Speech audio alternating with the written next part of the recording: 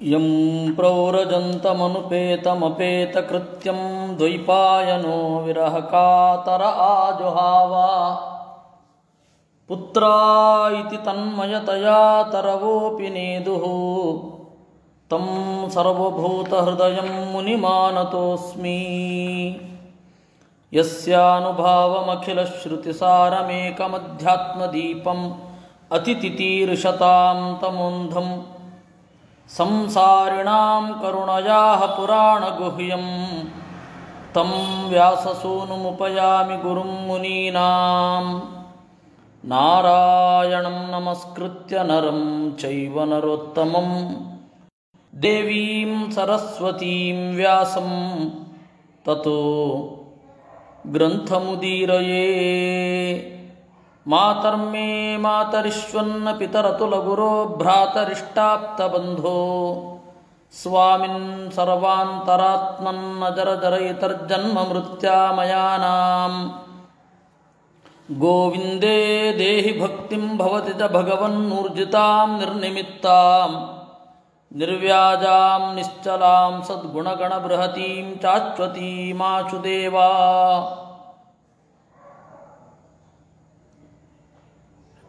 ನಾವು ಭಾಗವತವನ್ನು ಮೊದಲನೆಯ ಸ್ಕಂಧದಿಂದ ನೋಡ್ತಾ ಇದ್ದೇವೆ.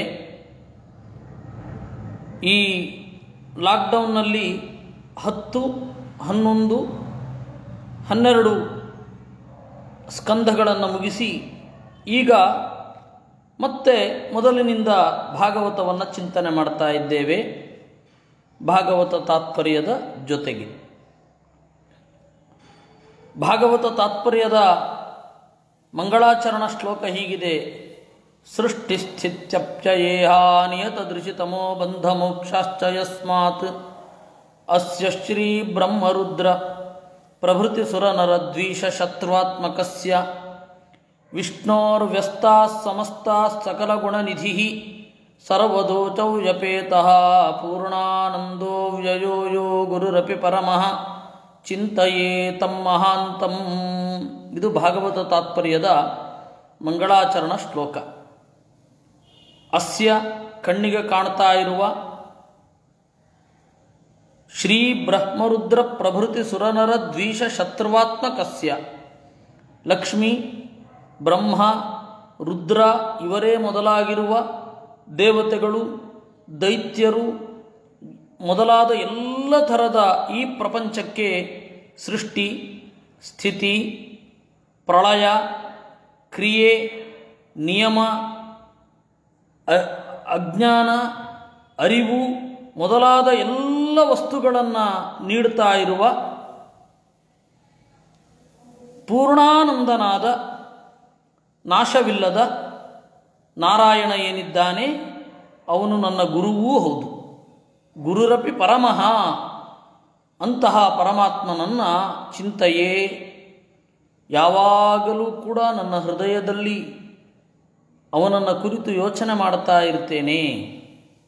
ಇದು ಭಾಗವತ ತಾತ್ಪರ್ಯದ ಶ್ಲೋಕ, ಮಂಗಳಾಚರಣ ಶ್ಲೋಕ.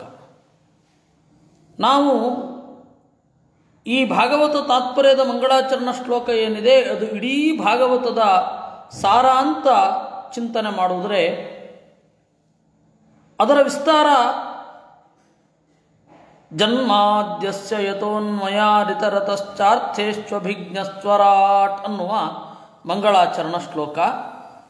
ಅದರ ಮೂಲಕ ಈ ಆಚಾರ್ಯರ ಮಂಗಳಾಚರಣೆಯ ಶ್ಲೋಕ ಹೇಗಿದೆ, ಸಮಗ್ರ ಭಾಗವತದ ಸಾರವನ್ನು ಅದು ಯಾವ ರೀತಿ ನಿರೂಪಣೆ ಮಾಡುತ್ತೆ ಅನ್ನೋದನ್ನು ನೋಡೋಣ.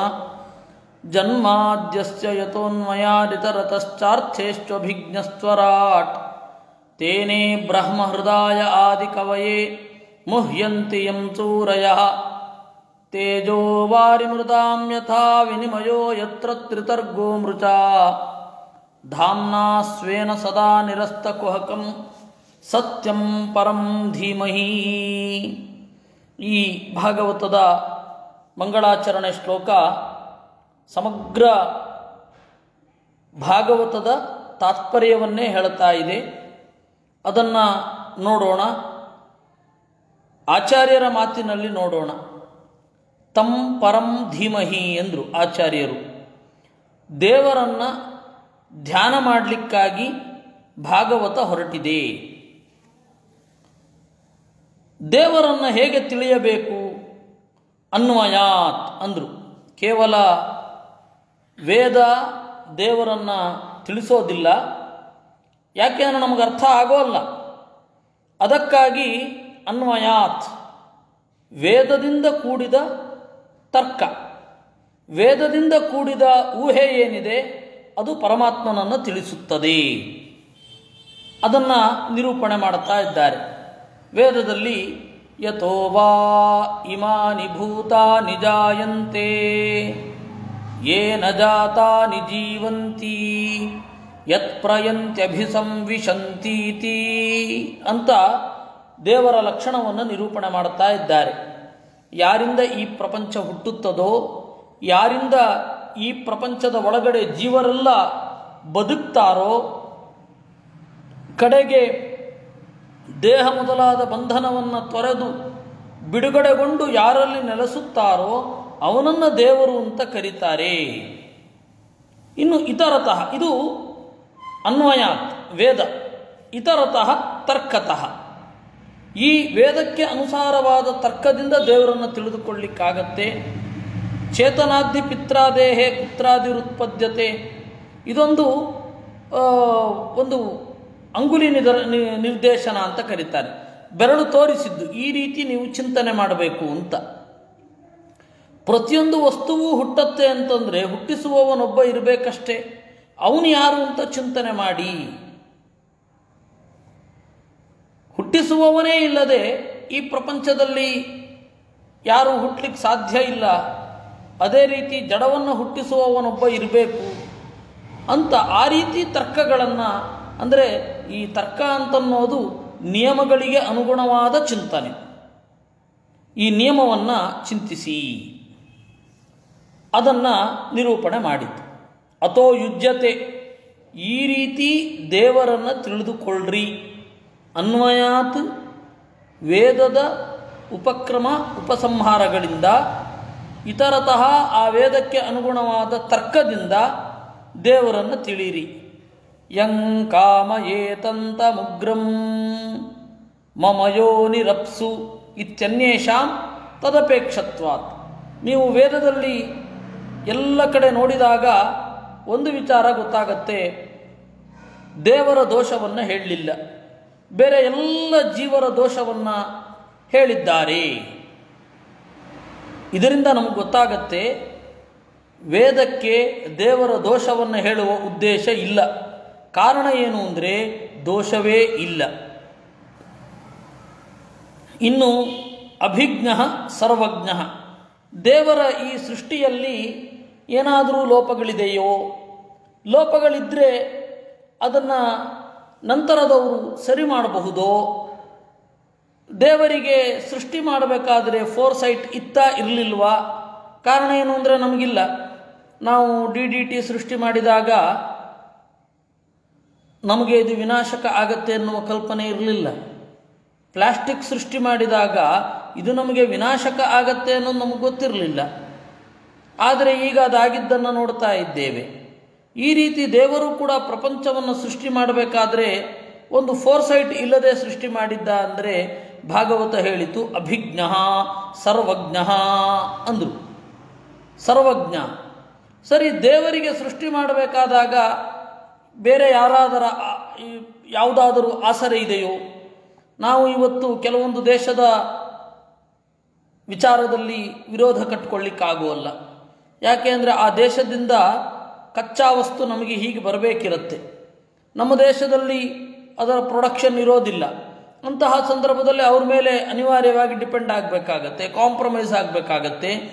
ದೇವರು ಕೂಡ ಸೃಷ್ಟಿಯಲ್ಲಿ ಆ ತರಹದ ಕಾಂಪ್ರಮೈಸನ್ನು ಹೊಂದಬೇಕಾಗಿ ಬಂತ? ತನಗೆ ಬೇಕಾದಂತೆ ಪೂರ್ಣವಾಗಿ ಸೃಷ್ಟಿ ಮಾಡಲಿಕ್ಕೆ ಆಗಲಿಲ್ವಾ? ಏಕೆಂದರೆ ಇವತ್ತು ನಮ್ಮ ಎಲ್ಲ ಪ್ರೊಡಕ್ಷನ್ಗಳು ಕೂಡ ಕನ್ಸ್ಯೂಮರ್ ಫ್ರೆಂಡ್ಲಿ ಆಗಿರಬೇಕು ಅಂತ. ನಾವು ಏನನ್ನು ಸೃಷ್ಟಿ ಮಾಡಬೇಕಾದ್ರೂ, ಏನನ್ನು ಸೃಷ್ಟಿ ಮಾಡಿ ಬಿಟ್ಟರೂ ಕನ್ಸ್ಯೂಮರ್ ಒಪಿನಿಯನ್ ಏನಿದೆ ಅಂತ ಕೇಳ್ತೇವೆ. ಅವರೇನು ಮಾಡ್ತಾರೆ? ನಮ್ಮ ಗ್ರಾಹಕರು ಯಾರಿದ್ದಾರೆ, ಏನೇ ಒಂದು ಪ್ರಾಡಕ್ಟ್, ಒಂದು ಸಾಫ್ಟ್ವೇರ್ ಡಿಸೈನ್ ಆಗಿರಬಹುದು, ಒಂದು ಏನೇ ಒಂದು ಆಗಿರಬಹುದು, ನಮಗೆ ಪ್ರಾಜೆಕ್ಟ್ ಕೊಟ್ಟವನು ಅವನು ಯಾವ ರೀತಿ ಬಳಸಿದ್ರು ಅವನೇನೋ ಒಂದು ದೋಷವನ್ನು ತೋರಿಸ್ತಾನೆ. ಅದಕ್ಕನುಗುಣವಾಗಿ ನಮ್ಮ ಸೃಷ್ಟಿಯನ್ನು ಸರಿ ಮಾಡಿಕೊಳ್ತೇವೆ. ದೇವರಿಗೂ ಆ ಕರ್ಮ ಇದೆಯೋ? ಅವನು ಜಗತ್ತನ್ನು ಮೊದಲು ಸೃಷ್ಟಿ ಮಾಡ್ತಾನೆ. ನೋಡಪ್ಪ, ನೀನು ಜಗತ್ತಿನಲ್ಲಿ ಮಾಡಿದ ನಿಯಮಗಳಲ್ಲಿ ಈ ಒಂದು ತಿದ್ದುಪಡಿ ಉಂಟು ಅಂತ ದೇವರ ಹತ್ರ ಹೇಳಬಹುದೇ ಅಂದರೆ ಇಲ್ಲ. ಸ್ವರಾಟ್ ಅಂದರು, ಸ್ವತಂತ್ರ, ಬೇರೊಬ್ಬರ ಅಪೇಕ್ಷೆಯೇ ಇಲ್ಲ. ಅದರಿಂದಾಗಿ ಬೇರೊಬ್ಬರಿಗೆ ಅನುಗುಣವಾಗಿ ಈ ಪ್ರಪಂಚವನ್ನು ದೇವರು ಬದಲಾವಣೆ ಮಾಡುವಲ್ಲ. ಒಂದು ಸರ್ತಿ ಸೃಷ್ಟಿ ಮಾಡಿದ್ದು ಅಷ್ಟೇ. ಈ ತರಹದ ಗುಣ ದೇವರು. ನಾವೆಲ್ಲ ಸೃಷ್ಟಿ ಮಾಡುತ್ತೇವೆ, ಆದರೆ ನಮ್ಮ ಎಲ್ಲರ ಸೃಷ್ಟಿಯಲ್ಲಿ ಈ ತರಹದ ಸಮಸ್ಯೆಗಳುಂಟು. ನಾವು ದೇವರಷ್ಟು ದೊಡ್ಡ ಸೃಷ್ಟಿ ಮಾಡದೇ ಇರಬಹುದು. ನಮ್ಮದೆಲ್ಲ ಸಣ್ಣ ಪುಟ್ಟ ಸೃಷ್ಟಿ. ಒಂದು ಪ್ರಾಡಕ್ಟು ಸೃಷ್ಟಿ ಮಾಡಿದೆವು, ಒಂದು ಸಾಫ್ಟ್ವೇರನ್ನು ಬರೆದು ಕೊಟ್ಟೆವು, ಅವರು ಇಷ್ಟು ಉದ್ದ ದೋಷಗಳನ್ನು ಹೇಳಲಿಕ್ಕೆ ಶುರು ಮಾಡ್ತಾರೆ. ಇಲ್ಲ, ಇದು ಸರಿ ಇಲ್ಲ, ಇದು ಸರಿ ಇಲ್ಲ, ಈ ತರಹ ಅಪ್ಲಿಕೇಶನ್ ಬಂದಾಗ ಏನು ಮಾಡಬೇಕು, ಸರಿ ಆಯಿತು, ಅದಕ್ಕೆ ಅನುಗುಣವಾಗಿ ಮತ್ತೆ ಪ್ರೋಗ್ರಾಮನ್ನು ರೀರೈಟ್ ಮಾಡ್ತಾ ಹೋಗ್ತೇವೆ, ಅಥವಾ ನಮ್ಮ ಪ್ರಾಡಕ್ಟನ್ನು ಬದಲಾಯಿಸ್ಕೋತೇವೆ. ಒಂದು ವಾಹನವನ್ನು ತಯಾರಿಸಿ ಬಿಟ್ಟೆವು, ಅಲ್ಲಿ ಏನೋ ಒಂದು ಲೋಪ ಇರುತ್ತೆ. ಆಗ ಗ್ರಾಹಕರು ಬೇಡ, ಇದು ನಮಗೆ ಈ ವಾಹನ ಬೇಡ, ಸರಿ ಇಲ್ಲ ಅಂತ ಹೇಳ್ತಾರೆ. ನಾವೇನು ಮಾಡ್ತೇವೆ, ಆ ವಾಹನವನ್ನು ಮತ್ತೆ ಹಿಂಪಡೆದು ಅದಕ್ಕೆ ಬೇಕಾದ ಸಲಕರಣೆಗಳನ್ನು ಮತ್ತೆ ಜೋಡಿಸಿ ಕೊಡ್ತೇವೆ. ದೇವರು ಹೀಗೆ ಮಾಡ್ತಾನ ಅಂದರೆ ಇಲ್ಲ ಅಂದರು. ಆಮೇಲೆ ನಮಗೆ ಒಂದು ಸೃಷ್ಟಿ ಮಾಡಬೇಕು ಅಂತಂದರೆ ಅದನ್ನು ತಗೊಳ್ಳೋರೊಬ್ಬರು ಬೇಕು, ಅದು ನಾಶ ಆಗಬೇಕು. ಇವೆಲ್ಲ ನಮ್ಮ ಕೈನಲ್ಲಿಲ್ಲ. ನಾವೊಂದು ಬಟ್ಟೆಯನ್ನು ಸೃಷ್ಟಿ ಮಾಡಿದೆವು ಅಂದರೆ ಆ ಬಟ್ಟೆಯನ್ನು ಹಾಕಿಕೊಳ್ಳೋರೊಬ್ಬರು ಬೇಕು, ಹಾಕಿಕೊಂಡು ನಾಶ ಮಾಡಬೇಕು. ಆ ಬಟ್ಟೆ ನಾಶ ಆದರೆ ಮತ್ತೆ ನಾವು ಬಟ್ಟೆ ನಿರ್ಮಾಣ ಮಾಡಲಿಕ್ಕಾಗ್ತದೆ. ಇಲ್ಲ ಅಂದರೆ ಅವರು ಬಟ್ಟೆ ಹಾಕಿಕೊಂಡು ಕೂಡ ನಾಶ ಆಗಲಿಲ್ಲ ಅಂದರೆ ನಾವು ಸೃಷ್ಟಿ ಮಾಡಲಿಕ್ಕಾಗೋಲ್ಲ. ಒಬ್ಬ ಕುಂಬಾರ ಮಡಿಕೆಯನ್ನು ಮಾಡ್ತಾನೆ, ಆ ಮಡಿಕೆ ಒಡೆಯೋದೇ ಇಲ್ಲ ಅಂತ ಹೇಳಿದ್ರೆ ಅವನು ಮತ್ತೆ ಮಡಿಕೆ ಮಾಡಲಿಕ್ಕೆ ಸಾಧ್ಯ ಇರಲ್ಲ, ಮತ್ತೆ ಆ ಮಡಿಕೆ ಒಡೆಯೋ ತನಕ ಕಾಯಬೇಕು. ಈ ತರಹ ಎಲ್ಲ ನಮ್ಮ ಸೃಷ್ಟಿ ಅನ್ನೋದು ಇನ್ನೊಬ್ಬರನ್ನು ಅಪೇಕ್ಷಿಸಿಕೊಂಡು ಇದೆ. ನಮ್ಮ ಸೃಷ್ಟಿಯಲ್ಲಿ ಎಲ್ಲ ತರಹದ ಸಮಸ್ಯೆಗಳು ಇದೆ, ಎಲ್ಲ ತರಹದ ವೀಕ್ನೆಸ್ ಇದೆ, ಎಲ್ಲ ತರಹದ ಆಲಂಬನೆಗಳಿವೆ. ದೇವರದ್ರಲ್ಲಿ ಆಗಬೇಕಾದ್ರೆ ಇದು ಯಾವ ಅವಲಂಬನೆಗಳೂ ಇಲ್ಲ, ಯಾವ ತರಹದ ಆಲಂಬನೆ, ಡಿಪೆಂಡೆನ್ಸಿ ಇಲ್ಲ ಅವನಿಗೆ. ಅದಕ್ಕೆ ಸ್ವರಾಟ್ ಅಂದರು. ದೇವರು ಸ್ವತಂತ್ರ. ತೇನೇ ಬ್ರಹ್ಮ ಹೃದಯ ಆದಿ ಕವಯೇ ಮುಹ್ಯಂತಿಯಂ ಸೂರಯ. ಯಹ, ಈ ಪರಮಾತ್ಮ ಆದಿಕವಯೇ, ಜಗದ ಮೊದಲ ಜ್ಞಾನಿ ಬ್ರಹ್ಮನಿಗೆ ಬ್ರಹ್ಮ ವೇದವನ್ನು ತೇನೇ ಉಪದೇಶಿಸಿದ. ಹೌದಾ? ಹೇಗೆ ಉಪದೇಶ ಮಾಡಿದ? ಉಪದೇಶ ಮಾಡುವ ಶಕ್ತಿ ಅವನಲ್ಲಿತ್ತ ಅನ್ನೋದಕ್ಕೆ ಯಹ ಅಂತ ಉತ್ತರ ಕೊಟ್ಟರು. ಯಹ ಅಂದರೆ ಜ್ಞಾನರೂಪ ಅಂತ. ಜ್ಞಾನರೂಪನಾಗಿದ್ದಾನೆ ಅವನು.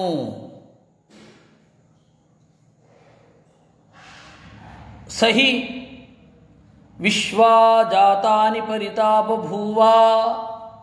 ಆ ಬ್ರಹ್ಮ ಜಗತ್ತಿನ ಮೊದಲ ಅರಿವಿ, ಮೊದಲ ಜ್ಞಾನಿ. ಅವನು ಜಗತ್ತಿನ ನಿಯಮಗಳನ್ನು ಮೊದಲು ಜೀವರಿಗೆ ತಿಳಿಸಿದವ. ಅವನಿಗೇನೇ ಉಪದೇಶ ಮಾಡಿದ ಅಂತಂದರೆ ಸರ್ವಜ್ಞ ನಾಣ್ಯ. ಬ್ರಹ್ಮದೇವರೇ ಈ ಜಗತ್ತಿನ ಮೊದಲ ಗುರು, ಬೇರೆ ಅವರಲ್ಲ. ಅವನಿಗೇ ಉಪದೇಶ ಮಾಡಿದ್ದಾನೆ ಅಂತಂದರೆ ಸ್ವತಂತ್ರತ್ವವೂ ಇದೆ, ಸರ್ವಜ್ಞತ್ವವೂ ಇದೆ ಅಂತ ಅರ್ಥ. ಬ್ರಹ್ಮದೇವರಿಗೂ ಸ್ವತಂತ್ರತ್ವ ಇದೆ, ಸ್ವಾತಂತ್ರ್ಯ ಇದೆ, ಆದರೆ ಸಾರ್ವಜ್ಞ ಇದೆ, ಆದರೆ ಸ್ವಾತಂತ್ರ್ಯ ಇಲ್ಲ. ಪರತಂತ್ರವಾಗಿ ಅವರು ಸರ್ವಜ್ಞರು. ದೇವರ ಅನುಗ್ರಹದಿಂದ ಎಲ್ಲವನ್ನು ತಿಳಿದಿದ್ದಾರೆ. ಆದ್ದರಿಂದಾಗಿ ಅವರು ಸ್ವರಾಟ್ ಅಲ್ಲ, ಲಕ್ಷ್ಮೀದೇವಿಯೂ ಸ್ವರಾಟ್ ಅಲ್ಲ, ನಾರಾಯಣ ಮಾತ್ರ ಸ್ವರಾಟ್. ಇನ್ನು ಹೃದ ಸ್ನೇಹಾತ್ ಅಂದರು.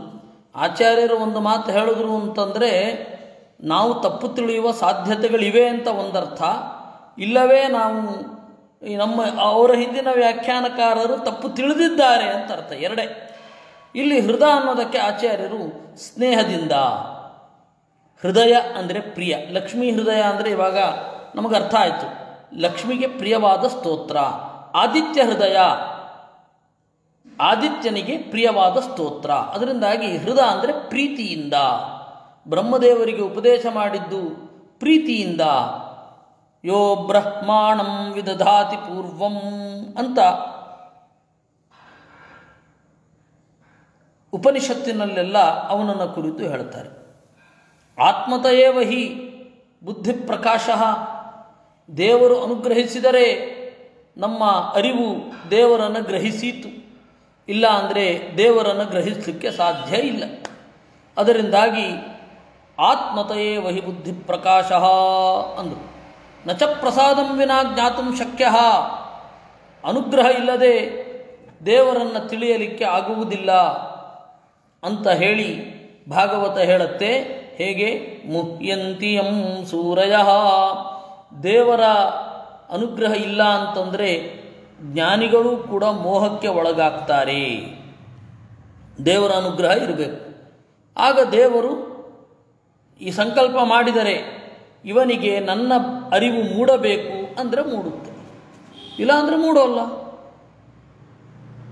ಮುಹ್ಯಂತಿಯಂ ಸೂರಯ. ಸರಿ, ದೇವರು ಏನು ಸೃಷ್ಟಿ ಮಾಡಿದ್ದಾನೆ ಇದರ ಮೇಲೆ ನಮ್ಮ ಬೇಸಿಕ್ ಕ್ವಶ್ಚನ್ ಇದೆ. ಸೃಷ್ಟಿ ಯಾಕೆ ಮಾಡ್ತಾನೆ? ಅತೃಪ್ತಿ ಇದ್ದರೆ ಸೃಷ್ಟಿ ಮಾಡ್ತಾನೆ. ನನಗೆ ನನ್ನ ಬಗೆಗೆ ಅತೃಪ್ತಿ ಇದೆ, ಅಥವಾ ನನ್ನ ಮಿತಿ ಗೊತ್ತಿದೆ, ನಾನು ಕಡಿಮೆ ದಿವಸ ಬಾಳೋದು, ನಾನು ಬಾಳುವ ಮೊದಲು ನನ್ನದೊಂದು ಸೃಷ್ಟಿಯನ್ನು ಮಾಡಿ ಹೋಗಬೇಕು ಅಂತ ಆ ಸೃಷ್ಟಿಯ ಬಯಕೆಯೇ ಕಾಮವಾಗಿ ಕಾಡುತ್ತೆ. ಕಾಮ ಅಂದರೆ ಬೇರೇನೂ ಅಲ್ಲ, ನನ್ನಂತಹ ಒಂದು ಪ್ರತಿಕೃತಿಯನ್ನು ಜಗತ್ತಿನಲ್ಲಿ ಬಿಟ್ಟು ಹೋಗಬೇಕು ಅಂತನ್ನೋ ಬಯಕೆ. ಯಾರು ಆ ಸೃಷ್ಟಿಯ ಬಯಕೆಯನ್ನು ನಿಗ್ರಹಿಸಿಕೊಳ್ತಾರೆ ಅವರು ಧನ್ಯರಾಜಿಗಳಾಗಿಬಿಡ್ತಾರೆ. ಅದರಿಂದಾಗಿ ಇದು ಅರ್ಥ ಇಷ್ಟೇ, ನಾನು ಸೃಷ್ಟಿ ಮಾಡುವ ಬಯಕೆ ಅಂತ ಅದು ಪ್ರತಿಯೊಬ್ಬರಿಗೂ ಇರುತ್ತೆ. ಅದು ನಾವು ತಿಳ್ಕೊಳ್ಬೇಕು. ನಾನು ಈ ಜಗತ್ತನ್ನು ಬಿಟ್ಟು ಹೋಗುವ ಮೊದಲು ನಾನು ಅಲ್ಪಾಯುಷಿ, ಅಬ್ಬಬ್ಬ ಅಂತಂದರೆ 100 ವರ್ಷ ಬಾಳಬಹುದೇ? ಅದಕ್ಕಿಂತ ಮುಂಚೆ ನನ್ನದೊಂದು ಪ್ರತಿಕೃತಿಯನ್ನು ಜಗತ್ತಿನಲ್ಲಿ ಬಿಟ್ಟು ಹೋಗಬೇಕು. ಈ ಸುಪ್ತವಾದ ಬಯಕೆ, ಅದಕ್ಕೆ ಉಪನಿಷತ್ತು ಅದನ್ನು ಸರಿಯಾಗಿ ಗುರುತಿಸಿತು. ಯಾ ಲೋಕೈತಣಾತ ವಿತ್ತೈತಣಾಯ ವಿತ್ತೈತಣಾತ ಪುತ್ರೈತಣ ಅಂತ ಬೃಹದಾರಣ್ಯಕ ಉಪನಿಷತ್ತು. ಹಣ ಯಾಕಾಗಿ? ಲೋಕೈಷಣ, ಈ ಲೋಕದಲ್ಲಿ ಚೆನ್ನಾಗಿ ಬಾಳಲಿಕ್ಕಾಗಿ. ಈ ಲೋಕದಲ್ಲಿ ಚೆನ್ನಾಗಿ ಬಾಳೋದು ಅಂದ್ರೇನು? ಅದೇ ಪುತ್ರೈಷಣವೂ ಆಗಿ ಬದಲಾಗುತ್ತೆ ಅಂತಂದರು. ಅದರಿಂದಾಗಿ ಅಂತಿಮವಾಗಿ ಬಯಕೆ ಅನ್ನೋದು ಸೃಷ್ಟಿಯ ಬಯಕೆ. ಆ ಸೃಷ್ಟಿಯ ಬಯಕೆಗೆ ಕಾರಣ ಏನು ಅಂದರೆ ನಾನು ದೀರ್ಘಕಾಲ ಬದುಕದೇ ಇರೋದೇ ಆಗಿರುತ್ತೆ. ನಾನು ದೀರ್ಘಕಾಲ ಬದುಕಿದ್ರೆ ನನ್ನ ಪ್ರತಿಕೃತಿ ಒಂದನ್ನು ಸೃಷ್ಟಿ ಮಾಡುವ ಬಯಕೆಯೇ ಮೂಡಲ್ಲ ನನಗೆ. ದೇವರಿಗೆ ಆ ತರಹದ ಆತಂಕ ಉಂಟೆ? ಅವನ ಅನಿತ್ಯತ್ವದ ಬಗ್ಗೆ ಭಯ ಉಂಟೆ? ಅದು ಅವನನ್ನು ಕಾಮವಾಗಿ ಕಾಡುತ್ತೆ? ಅದಕ್ಕಾಗಿ ಅವನು ಸೃಷ್ಟಿ ಮಾಡೋದೇ? ತೃಪ್ತಿ ಇಲ್ವಾ ಅವನಿಗೆ? ನನಗೆ ಇನ್ನೊಂದು ಜೀವ ಜೊತೆಗೆ ಬೇಕು ಅಂತನ್ನುವ ಅತೃಪ್ತಿಯಿಂದ ಮದುವೆ ಆಗೋದು. ಯಾರಿಗೆ ನಾನು ಸಾಕು ಅಂತ ಅನ್ನಿಸುತ್ತೆ ಅವನು ಮದುವೆ ಆಗಲ್ಲ, ಅವನಿಗೆ ಜೊತೆಗಾರ್ತಿ ಬೇಡ, ಅಥವಾ ಆ ಹುಡುಗಿಗೆ ಜೊತೆಗಾರ ಬೇಡ. ಗಂಡಾಗಲಿ ಹೆಣ್ಣಾಗಲಿ ತಮ್ಮ ಒಳಗಿನ ಅಪೂರ್ಣತ್ವವನ್ನು, ಅತೃಪ್ತಿಯನ್ನು ನೀಗಿಕೊಳ್ಳಿಕ್ಕಾಗಲ್ವಾ ಮದುವೆ ಆಗೋದು ಅಥವಾ ಜೊತೆಯನ್ನು ಬಯಸೋದು? ದೇವರಿಗೂ ಆ ತರಹದ ಅತೃಪ್ತಿ ಇದೆ. ನಮಗೆ ಬಿಡಿ, ನಮಗೆ ಅತೃಪ್ತಿಯ ಪರಾಕಾಷ್ಠೆ. ಹೀಗಾಗಿ ನಾವು ಒಂದು ಜೊತೆಗೆ ಇರಬೇಕು ಅಂತ ಬಯಸ್ತೇವೆ, ನಮ್ಮ ಸುತ್ತ ಜನರು ಇರಬೇಕು ಅಂತ ನಾವು ಬಯಸ್ತೇವೆ. ದೇವರಿಗೆ ಆ ತರಹದ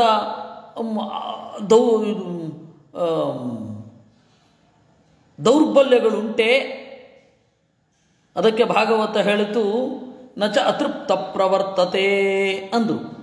ದೇವರು ಅತೃಪ್ತನಾಗಿ ಸೃಷ್ಟಿ ಮಾಡಲಿಕ್ಕೆ ಹೊರಟಿಲ್ಲ. ದೇವರಿಗೆ ಅತೃಪ್ತಿ ಇಲ್ಲ ತನ್ನ ಬಗೆಗೆ. ದೇವರಿಗೆ ಯಾವ ದೌರ್ಬಲ್ಯವೂ ಇಲ್ಲ. ಹೇಗೆ ಗೊತ್ತು ನಿಮಗೆ? ನೋಡಿ, ಭಾಗವತ ಹೇಳಿದೆ, ತೇಜೋ ವಾರಿ ಮೃದಾಂ ಯಥಾ ವಿನಿಮಯೋ ಯತ್ರ ತ್ರಿಸರ್ಗೋ ಮೃಷಾ. ಮೃಷ ದೇವರಿಗೆ ಆ ಸೃಷ್ಟಿ ಅಂತನ್ನೋದು ವ್ಯರ್ಥ. ವ್ಯರ್ಥ ಅಂದ್ರೇನು? ಅರ್ಥ ಅಂದರೆ ಪ್ರಯೋಜನ. ಅರ್ಥ ಅಂತಂದರೆ ಪ್ರಯೋಜನ ಇಲ್ಲದ್ದು ಅಂತ. ವ್ಯರ್ಥ ಅಂದರೆ ಪ್ರಯೋಜನ ಇಲ್ಲದೆ ಇರೋದು ಅಂತ ಅರ್ಥ. ಮೃಷ ಅಂದರೆ ಪ್ರಯೋಜನ ಇಲ್ಲದೆ ಇರೋದು ಅಂತ ಅರ್ಥ. ಅಲ್ಲ, ನಾವು ಮೃಷಾ ಶಬ್ದವನ್ನು ಸಂಸ್ಕೃತದಲ್ಲಿ ಸುಳ್ಳು ಅನ್ನುವ ಅರ್ಥದಲ್ಲಿ ಬಳಸ್ತೇವೆ ಅಂದರೆ ಹೌದು, ಇತ್ತೀಚೆಗೆ ನಾವು ಆ ರೀತಿ ಮೃಷಾ ಅಂದರೆ ಸುಳ್ಳು ಅನ್ನುವ ಅರ್ಥವನ್ನು ನಾವು ಬಳಸ್ತಾ ಇದ್ದೇವೆ. ಆದರೆ ಮೊದಲು ಏನಿತ್ತು? ಭಾಗವತದ ಕಾಲದಲ್ಲಿ ವೇದವ್ಯಾಸರು ಅರ್ಥ ಬರೆಯುವಾಗ, ಒಂದು ಪದಪ್ರಯೋಗ ಮಾಡುವಾಗ ವೇದವ್ಯಾಸರ ಕಾಲದ ಅರ್ಥ ಏನು? ಏಕೆಂದರೆ ವೇದದ ಕಾಲದಲ್ಲಿ, ಆ ಕಾಲದಲ್ಲಿ ಅದರ ಅರ್ಥ ಏನು ಅಂತ ನೋಡಬೇಕು. ವೇದವನ್ನು ಮಹಾಭಾರತವನ್ನು ಚಿಂತನೆ ಮಾಡಬೇಕಾದ್ರೆ ಈ ಪದಕ್ಕೆ ಮಹಾಭಾರತದ ಕಾಲದಲ್ಲಿ ಏನರ್ಥ ಅಂತ ನೋಡಬೇಕು. ಅದನ್ನು ಹೆಂಗೆ ನೋಡೋದು? ಅಲ್ಲಿಯೇ ಪರಿಸರದಲ್ಲಿ ನೋಡಬೇಕು, ಬೇರೆ ಎಲ್ಲೋ ಇಲ್ಲಿಂದಲೋ ಅಲ್ಲ. ನೋಡಿ, ಮೊನ್ನೆ ಒಂದು ಪದಪ್ರಯೋಗ ನಮ್ಮ ಗುರುಗಳು ಮಾಡಿದರು. ಈ ರಾಮಾಯಣದಲ್ಲಿ ಅಲ್ಲ, ಯಾವುದೇ ಯಜ್ಞ ಪ್ರಕ್ರಿಯೆ, ಅಶ್ವಮೇಧದ ಯಜ್ಞ ಪ್ರಕ್ರಿಯೆಯಲ್ಲಿ ಒಂದು ಮಾತು ಬರುತ್ತೆ, ಯಜಮಾನ ಪತ್ನಿ ಕುದುರೆಯ ಜೊತೆಗೆ ಮಲಗಿದ್ಲು. ಇದೊಂದು ಬಗೆಯ ವಿಕೃತ ಕಾಮ ಅಂತ ಬರೆದಿದ್ರು. ಹೋ ಅಂತ ಹೇಳಿ ಈ ಮಡಿವಂತರು ಒಂದು ಗಲಾಟೆ ಮಾಡಿದ್ರು. ರಾಮ. ಅಲ್ಲಿ ನಾವು ತಿಳ್ಕೊಳ್ಬೇಕಾದದ್ದು ಏನು ಅಂದರೆ, ಅವ್ರ ಕಾಲದಲ್ಲಿ ಅಂದರೆ 50ನೇ ಇಸ್ವಿಯಲ್ಲಿ ಇದು ಬರೆದಿದ್ದು. ವಾಲ್ಮೀಕಿ ಕಂಡ ರಾಮಾಯಣ ಬರೆದದ್ದು 50ನೇ ಇಸ್ವಿಯಲ್ಲಿ, ನೆನಪಿಟ್ಕೊಳ್ಳಿ. ಪ್ರಾಯ ನಮ್ಮಲ್ಲಿ ಹೆಚ್ಚಿನ ಜನರು ಹುಟ್ಟಿರಲಿಲ್ಲ, ಯಾರೋ ಒಂದಿಬ್ಬರು 3 ಜನ ಬಿಟ್ಟರೆ. ಪ್ರಾಯ ಈಗ ಕೇಳ್ತಾ ಇರುವವರಲ್ಲಿ ಕೆಲವರು ಹುಟ್ಟಿದ್ರೋ ಏನೋ. ನಾವೆಲ್ಲ ಅಂತೂ ಇನ್ನೂ ಅದಾಗಿ 30-35 ವರ್ಷ ಆದಮೇಲೆ ಭೂಮಿಗೆ ಬಂದವರು. ಆ ಕಾಲದಲ್ಲಿ ವಿಕೃತ ಅನ್ನೋದಕ್ಕೆ ಕೆಟ್ಟ ಅಂತ ಅರ್ಥ ಇರಲಿಲ್ಲ, ಅಸಹಜ ಅಂತ ಅಷ್ಟೇ ಅರ್ಥ ಇತ್ತು. ವೇದದಲ್ಲಿಯೂ ಕೂಡ ಪ್ರಕೃತಿ ಅಂತ, ವಿಕೃತಿ ಅಂತ, ಇದು ಪ್ರಕೃತಿ ಯಾಗಗಳು, ಇದು ವಿಕೃತಿ ಯಾಗಗಳು ಅಂತ. ಅಲ್ಲಿ ವಿಕೃತಿ ಅಂತಂದರೆ ಬದಲಾಗಿದ್ದು ಅಷ್ಟೇ ಅರ್ಥ. ಆ ವಿಕೃತ ಅನ್ನೋ ಒಂದು ಶಬ್ದ ಇಟ್ಟುಕೊಂಡು ಹೋ ಅಂತ ಲೇಖನಗಳು ಬಂದವು. ನಾನು ಅವರಿಗೆ ನಮ್ರವಾಗಿ ನಿವೇದನೆ ಮಾಡಿಕೊಂಡೆ, ವಿಕೃತ ಅಂತಂದರೆ ಅಸಹಜ ಅಂತ ಅಷ್ಟೇ ಅರ್ಥ. ಆದರೆ ಕಿವಿ ಮೇಲೆ ಹಾಕಿಕೊಳ್ಳುವ ಪ್ರಶ್ನೆಯೇ ಇಲ್ಲದೆ ದಾಳಿ ಮಾಡಿದ್ರು. ದೇವರು ಅವರಿಗೆ ಸದ್ಬುದ್ಧಿಯನ್ನು ಕೊಡಲಿ. ಇರೋದು ಇಷ್ಟೇ. ಅದರಿಂದಾಗಿ ಆ ಕಾಲದಲ್ಲಿ ಏನರ್ಥ? ಮೃಷ ಅನ್ನೋದು ಹೌದು, ಈಗ ನಮಗೆ ಮೃಷ ಅಂತ ಹೇಳಿದ್ರೆ ಸುಳ್ಳು ಅನ್ನುವ ಅರ್ಥದಲ್ಲಿ ಬಳಸ್ತಾರೆ. ಆ ಕಾಲದಲ್ಲಿ ಅದಕ್ಕೆ ಸರಿ ವೇದವ್ಯಾಸರ ಅಭಿಪ್ರಾಯ ಏನಿತ್ತು ಅಂತ ಹೆಂಗೆ ಗೊತ್ತಾಗುತ್ತೆ? ಅಲ್ಲ, ಭಾಗವತದಲ್ಲಿ ನೋಡಿ ಅಂದರು ಆಚಾರ್ಯ. ಭಾಗವತದಲ್ಲಿ ಏನಿದೆ? ಭೃತ್ವಾ ಮೃಷಾಶ್ರು ದೃಶದಶ್ಮನಾರಹೋ ಅಂದರು. ಇಲ್ಲೇ ಭಾಗವತದಲ್ಲಿ 10ನೆಯ ಸ್ಕಂಧದಲ್ಲಿ ಭಿತ್ವಾ ಮೃಷಾಶ್ರು ದೃಶದಶ್ಮನಾರಹೋ ಹೈಯಂಗವೀನಂ ರಹೋ ಜಘಾಸಚ ಅಂತ ಹೇಳಿದ್ದಾರೆ. ಭಿತ್ವಾ ಮೃಷಾಶ್ರು ಸುಮ್ಮನೆ ಕಣ್ಣೀರು ಸುರಿಸುತ್ತಾ ಅಂತ ಅರ್ಥ. ಅವಳು ಯಶೋದೆ ಮಗ ಮಾಡಿದ ಕೆಲಸದಿಂದ ಸಿಟ್ಟೇನು ಬಂದಿರಲಿಲ್ಲ.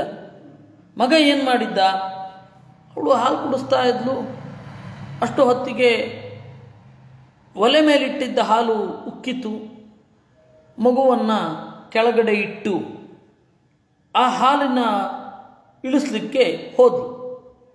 ಅದು ಕೃಷ್ಣ ಸಿಟ್ಟು. ಈ ಎಲ್ಲ ಮಕ್ಕಳು ಹಾಗೆ ಮಾಡುತ್ತವೆ. ಕೃಷ್ಣ ಮಾಮೂಲಿ ಮಕ್ಕಳ ತರಹ ತೋರಿಸುತ್ತಾ ಸಿಟ್ಟು ಮಾಡಿಕೊಂಡ. 1.5 ವರ್ಷದ ಮಗು ಸೀದಾ ಹೋಗಿ ಒಂದು ಕಲ್ಲು ತಗೊಂಡು ಮಡಿಕೆಯನ್ನು ಒಡೆದು ಅಲ್ಲಿ ಬಂದಿರುವ ಬೆಣ್ಣೆಯನ್ನು ತೆಗೆದು ಕಪ್ಪಿಗಳಿಗೆಲ್ಲ ಇತ್ತು ತಾನು ತಿಂತಾ ಇದ್ದ. ಆವಾಗ ಅವಳು ಸಿಟ್ಟು ಮಾಡಿಕೊಂಡ್ಳು, ನಕ್ಕಳು, ಆದರೆ ಸಿಟ್ಟು ಮಾಡಿಕೊಂಡ್ಳು. ಆ ಸಿಟ್ಟಿನಿಂದ ಅವನಿಗೆ ಹೆದರಿಕೆ ಆಯಿತು. ಆಗ ಅವನೇ ಆಡ್ಲಿಕ್ಕೆ ಶುರು ಮಾಡಿಬಿಟ್ಟ. ಮಕ್ಕಳು ಹಾಗೆ ಮಾಡ್ತಾರೆ. ಅವರು ಹೊಡೆಯೋ ಬದಲು ಇವರೇ ಹತ್ತು ಬಿಡೋದು. ಏನಾದರೂ ತಪ್ಪಾಯಿತು ಅಂತ ಗೊತ್ತಾದರೆ ತಂದೆ ತಾಯಿಯಿಂದ ಪೆಟ್ಟು ಬೀಳುವ ಮೊದಲೇ ತಾವೇ ಹತ್ತಿ ಬಿಡೋದು ಮಕ್ಕಳ ಸಹಜ ಸ್ವಭಾವ. ಅಂದರೆ ಮೊದಲೇ ಹತ್ತಿರ ಅವರು ಏನು ಮಾಡೋಲ್ಲ ಅಂತ ಎಲ್ಲೋ ಮಕ್ಕಳ ಸುಪ್ತ ಮನಸ್ಸಿನಲ್ಲಿ ಇರುತ್ತೆ. ದೇವರು ಕೂಡ ಆ ರೀತಿ ತೋರಿಸಿದ. ಅಲ್ಲಿ ಮೃಷಾಶ್ರು ಸುಮ್ಮನೆ ಅಳುತ್ತಾ, ಅಲ್ಲಿ ಮೃಷ ಅನ್ನೋದಕ್ಕೆ ಸುಮ್ಮನೆ, ವ್ಯರ್ಥ ಅಂತನ್ನುವ ಅರ್ಥವನ್ನೇ ಬಳಸಿದ್ದಾರೆ. ಸೊ ಭಾಗವತದ 10ನೇ ಸ್ಕಂದದಲ್ಲಿ ಮೃಷ ಅನ್ನುವ ಶಬ್ದಕ್ಕೆ ಏನು ಅರ್ಥವೋ ಅದೇ ಅರ್ಥವನ್ನು ಭಾಗವತದ 1ನೇ ಸ್ಕಂದದ 1ನೆಯ ಶ್ಲೋಕದಲ್ಲಿ ನೀವು ಮಾಡಬೇಕು. ಏನರ್ಥ ಆಯಿತು? ತ್ರಿಸರ್ಗ, 3 ತರಹದ ಸೃಷ್ಟಿ ಏನಿದೆ ಅದು ಮೃಷ, ವ್ಯರ್ಥ, ದೇವರಿಗೆ ಯಾವ ಪ್ರಯೋಜನವೂ ಇಲ್ಲ. ದೇವರಿಗೆ ಯಾವ ಪ್ರಯೋಜನವೂ ಇಲ್ವಾ? ಹಾಗಾದರೆ ದೇವರು ಯಾಕಿಷ್ಟು ಕಷ್ಟಪಡಬೇಕು? ದೇವರು ಯಾವುದೇ ಕಷ್ಟಪಡಲಿಲ್ಲ. ದೇವಶ್ಚೈಚ ಸ್ವಭಾವೋಯಂ ಆಪ್ತ ಕಾಮಸ್ಯ ಕಾ ಸ್ಪೃಹ. ಸೃಷ್ಟಿ ಮಾಡಿ ದೇವರ ಜೀವರನ್ನು ಉದ್ಧಾರ ಮಾಡೋದು ದೇವರ ಸ್ವಭಾವ. ಅದರಿಂದಾಗಿ ಹೇಳಿದ್ರು ದೇವರಿಗೆ ಸೃಷ್ಟಿ ಅನ್ನೋದು ಸ್ವಭಾವ, ಯಾವುದೇ ಪ್ರಯಾಸ ಇಲ್ಲ. ಯತ್ರೇತಿ ವಿಚೇತನಾತ್ ನಾನ್ಯತ್ರ ಯತ್ರ ತ್ರಿಸರ್ಗೋ ಮೃಷಾ ಅಂತ ಇದೆ. ದೇವರಲ್ಲಿ ಇದು ವ್ಯರ್ಥ, ಬೇರೆಯವರಿಗಲ್ಲ. ನಮಗೆ ಈ ಪ್ರಪಂಚದ ಸೃಷ್ಟಿ ಅತ್ಯಂತ ಪ್ರಯೋಜನದಾಯಕ. ನಮಗೆ ಈ ಪ್ರಪಂಚ, ನಮಗೆ ಇಂದ್ರಿಯ ಸುಖದ ಪರಿಚಯ ಆಗತ್ತೆ, ಆತ್ಮಿಕ ಸುಖದ ಪರಿಚಯ ಆಗತ್ತೆ, ಇಂದ್ರಿಯ ಸುಖ ಅನಿತ್ಯ ಅಂತ ಗೊತ್ತಾಗತ್ತೆ, ಆತ್ಮಿಕ ಸುಖದ ಕಡೆಗೆ ಹೋಗುವಂತೆ ಪ್ರಚೋದನೆ ಮಾಡುತ್ತೆ. ಇವೆಲ್ಲ ಈ ಪ್ರಪಂಚದ ಸೃಷ್ಟಿಯಿಂದ ನಮಗಾಗುವ ಪ್ರಯೋಜನ. ದೇವರಿಗೆ ಆ ಅರಿವೆಲ್ಲ ಮೊದಲೇ ಇದೆ. ಆದ್ದರಿಂದಾಗಿ ಅವನಿಗೆ ಆ ತರಹ ಎಲ್ಲ ಇಲ್ಲ. ಅದರಿಂದಾಗಿ ಯತ್ರ ತ್ರಿಸರ್ಗೋ ಮೃಷಾ ಅಂದರು. ತದ್ವಿಷಯೇವ ವೃಥ, ಅವನ ವಿಚಾರದಲ್ಲಿ ವ್ಯರ್ಥವೇ ವಿನಃ ಬೇರೆಯವರದಲ್ಲ. ಜೀವೇಶ್ವರ ಜಡಾನಾಂ ಸರ್ಗಸ್ತ್ರಿಸರ್ಗ. ಇನ್ನು ತ್ರಿಸರ್ಗ, 3 ಸೃಷ್ಟಿ ಅಂದರೆ ಯಾವುದರ ಸೃಷ್ಟಿ? ಜೀವರ ಸೃಷ್ಟಿ, ಈಶ್ವರನ ಸೃಷ್ಟಿ, ಜಡದ ಸೃಷ್ಟಿ. ಇದು 3. ಏಕಸ್ಯ ತೇಜಸೋ ಬಹುತ್ವವದೀಶ್ವರ ಸರ್ಗ. ಒಂದು ದೀಪ ಬಹಳ ದೀಪ ಆಗುವಂತೆ ದೇವರ ಒಂದು ರೂಪ ಬಹಳ ರೂಪವನ್ನು ತಳೆಯುವುದು ಈಶ್ವರ ಸೃಷ್ಟಿ ಅಂತ ಕರೀತಾರೆ. ವಾರಿ ನಿಮಿತ್ತ ಪ್ರತಿಬಿಂಬವತ್ ಜೀವಸರ್ಗ. ನೀರು ಹೀಗೆ ನೋಡ್ತೇವೆ. ನಮ್ಮ ಸಾನ್ನಿಧ್ಯದಿಂದ ಅಲ್ಲಿ ಸೃಷ್ಟಿಯಾಗತ್ತೆ. ನೀರಿನಲ್ಲಿ ನಮ್ಮ ಮುಖವನ್ನು ನೋಡಿಕೊಂಡಾಗ ನಮ್ಮ ಮುಖದ ಪ್ರತಿಕೃತಿಯ ಸೃಷ್ಟಿಯಾಗತ್ತೆ. ಆ ರೀತಿ ಅಲ್ಲಿ ಪ್ರತಿಬಿಂಬ ಅಂತಂದರೆ ಬಿಂಬ ಸದೃಶ ಅಂತರ್ಥ. ಅದೇ ರೀತಿ ಇಲ್ಲಿಯೂ ಕೂಡ ಬಿಂಬ ಸದೃಶ ಅಂತಲೇ ಅರ್ಥ. ಬಿಂಬ ಸದೃಶ ಸೃಷ್ಟಿ. ಮೃದೋ ಘಟಾದಿವತ್ ಅವ್ಯಾಕೃತಾತ್ ಜಡಸರ್ಗ. ಇನ್ನು ಮಣ್ಣಿನಿಂದ ಸೃಷ್ಟಿ ಅಂತಂದರೆ ಮಣ್ಣಿನಿಂದ ಮಡಿಕೆ ಮೊದಲಾದವುಗಳ ಸೃಷ್ಟಿಯ ಹಾಗೆ ಈ ಜಡದ ಸೃಷ್ಟಿ. ತಥಾಚ ದೇವರ ಸೃಷ್ಟಿ ಅಂದರೆ ತನ್ನ ರೂಪವನ್ನು ಸ್ವೀಕಾರ ಮಾಡೋದು ದೇವರ ಸೃಷ್ಟಿ. ಜಡದ ಸೃಷ್ಟಿ, ಆಮೇಲೆ ಜೀವರ ಸೃಷ್ಟಿ. ಈ 3 ತರಹದ ಸೃಷ್ಟಿ ಏನಿದೆ ಇದನ್ನು ತ್ರಿಸರ್ಗ ಅಂತ ಕರೀತಾರೆ. ಯತ್ರ ತ್ರಿಸರ್ಗೋ ಮೃಷಾ ನಚ ಮಾಯಾಮಯಿ ಸೃಷ್ಟಿ. ಸರಿ, ದೇವರು ಸೃಷ್ಟಿ ಮಾಡ್ತಾನೆ, ಆದರೆ ಮಾಯಾಮಯ ಸೃಷ್ಟಿ ಇದು ಕಣ್ಕಟ್ಟು. ಇಂದ್ರಜಾಲ ಮಾಡುವವ ಏನೇನೋ ಸೃಷ್ಟಿ ಮಾಡ್ತಾನೆ. ಹ್ಯಾಟಿನಿಂದ ಮೊಲವನ್ನು ಸೃಷ್ಟಿ ಮಾಡ್ತಾನೆ, ಕರವಸ್ತ್ರವನ್ನು ಬೀಸಿ ಇನ್ನೇನನ್ನೋ ಸೃಷ್ಟಿ ಮಾಡ್ತಾನೆ. ಅದು ಯಾವುದೂ ಅಂತಿಮವಾಗಿ ಇರಲ್ಲ. ನಾವು ಅಂದುಕೊಳ್ತೇವೆ ಸೃಷ್ಟಿ ಆಯಿತು ಅಂತ, ಹಾಗೆ ಸೃಷ್ಟಿ ಇರೋದೇ ಇಲ್ಲ. ಹೌದು, ಇಂದ್ರಜಾಲದ ತರಹದ ಸೃಷ್ಟಿ ಅಂತ ನೀವು ಹೇಳ್ತಾ ಇದ್ದೀರಾ. ಆಯಿತು, ಚಿಂತನೆ ಮಾಡುವ. ಇಂದ್ರಜಾಲಿಕ ಯಾಕೆ ಸೃಷ್ಟಿ ಮಾಡ್ತಾನೆ ಹಾಗೆ, ಅಥವಾ ಕಣ್ಕಟ್ಟು ಯಾಕೆ ಮಾಡ್ತಾನೆ? ಅವನಿಗೆ ನಿಜವಾದನ್ನು ಸೃಷ್ಟಿ ಮಾಡುವ ಸಾಮರ್ಥ್ಯ ಇರೋಲ್ಲ, ಅದರಿಂದಾಗಿ ಕಣ್ಕಟ್ಟು ಮಾಡ್ತಾನೆ. ಒಂದೊಮ್ಮೆ ನಿಜವಾದದ್ದನ್ನು ಸೃಷ್ಟಿ ಮಾಡುವ ಸಾಮರ್ಥ್ಯ ಇದ್ದಿದ್ರೆ ಅವನು ಯಾಕೆ ನಮ್ಮ ಮುಂದೆ ನಮ್ಮನ್ನು ನಗಿಸ್ಲಿಕ್ಕಾಗಿ, ನಮ್ಮ ರಂಜನೆಗಾಗಿ ಸೃಷ್ಟಿ ಮಾಡ್ತಾ ಇದ್ದ? ಅವನ ಪಾಡಿಗೆ ಅವನಿರ್ತಾ ಇದ್ದ.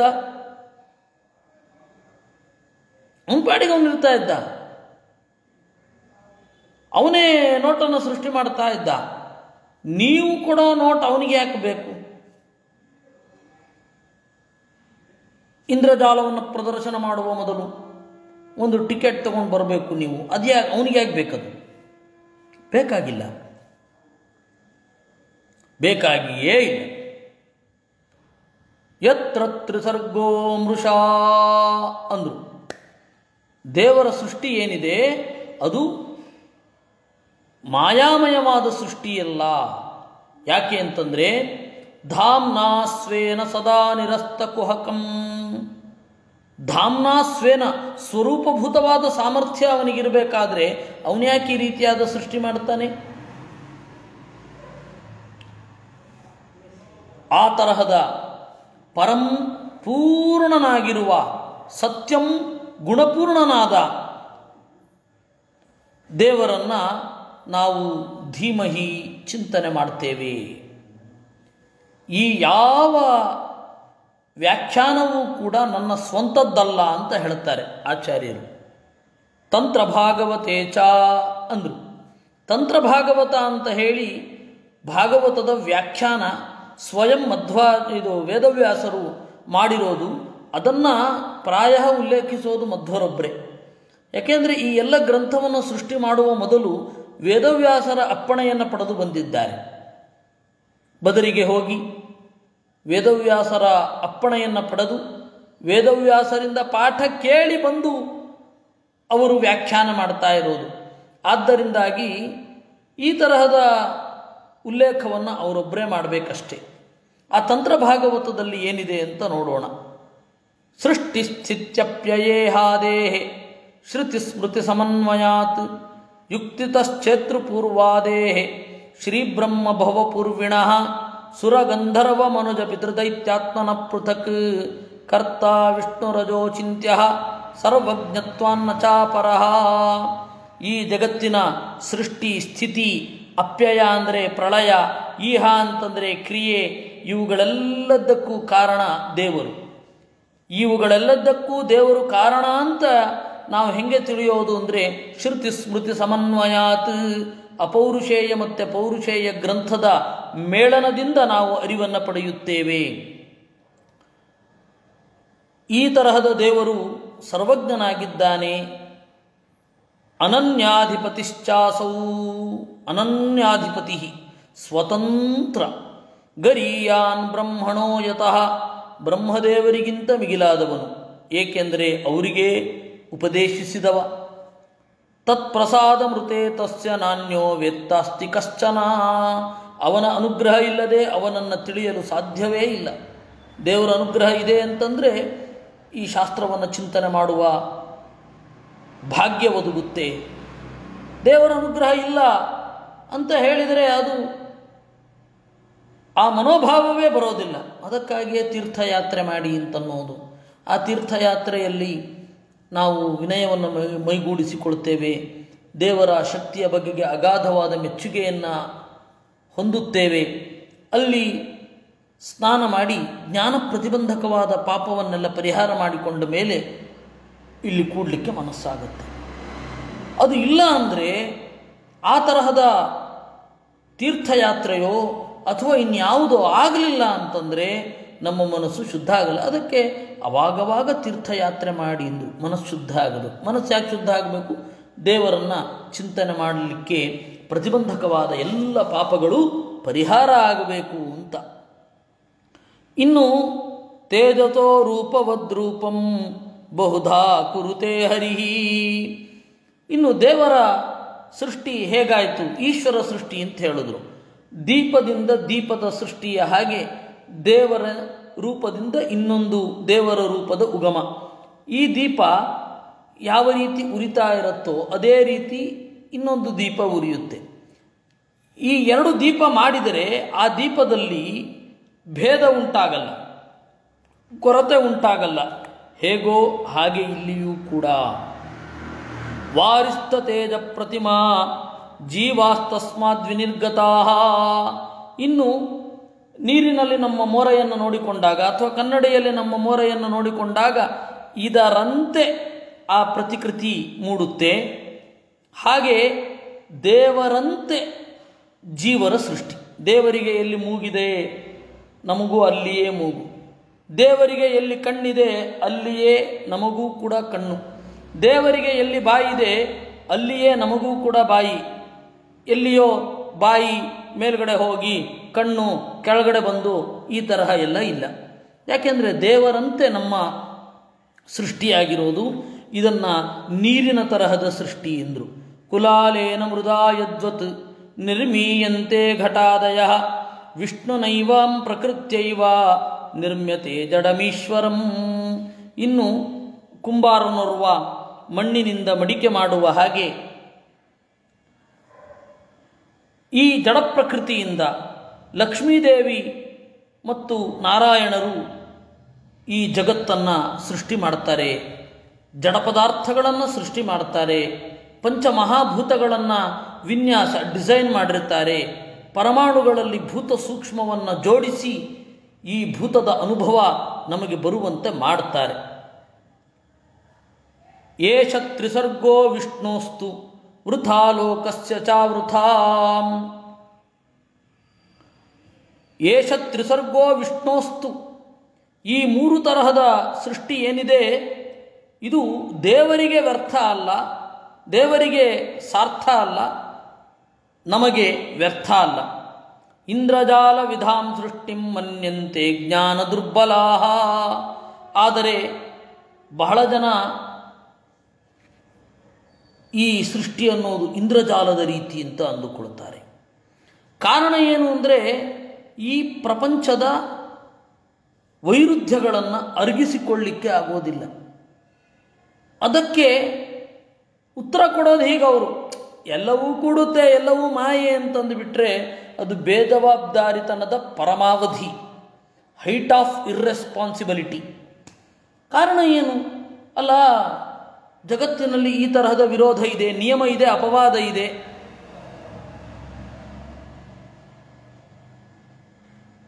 ಜಗತ್ತಿನಲ್ಲಿ ನಿಯಮ ಇದೆ, ಅಪವಾದ ಇದೆ. ನಿಯಮ ಯಾಕಿದೆ, ಅಪವಾದ ಯಾಕಿದೆ? ಎಲ್ಲವೂ ಯಾಕೆ ಅಪವಾದ ಆಗೋದಿಲ್ಲ? ಅಪವಾದವಿಲ್ಲದ ನಿಯಮ ಯಾಕಿರೋಲ್ಲ? ಈ ಪ್ರಶ್ನೆಗೆಲ್ಲ ಉತ್ತರವೇ ಇಲ್ಲ. ಅದಕ್ಕೇನು ಮಾಡೋದು? ಮಾಯೆ, ಆಕಸ್ಮಿಕ ಈ ಪ್ರಪಂಚದ ಸೃಷ್ಟಿ.